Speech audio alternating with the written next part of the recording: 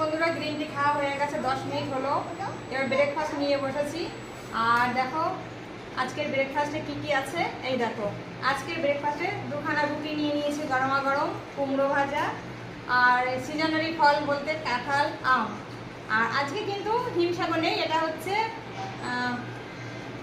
আম্রপালি। আচ্ছা, আম্রপালি আম। তো এই হচ্ছে আজকে দুপুরবেলার মেন সকালবেলার জল খাবার। তো বন্ধুরা আর দেরি নয়, এবার জল খাবারটা খেয়েই নিই। তুই খাবি? কি খাবি তুই?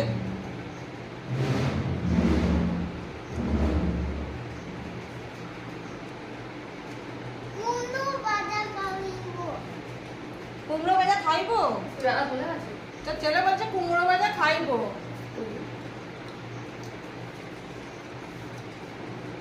ওর একটু কুমড়ো ভাজাটা খেতে ভালোবাসে, আর কুমড়ো ভাজাটা ওর জন্যই করি। আমি খুব একটা খাই না, আম কাঁঠাল কলা থাকলে ওটাতেই আমার ব্রেকফাস্ট হয়ে যায়।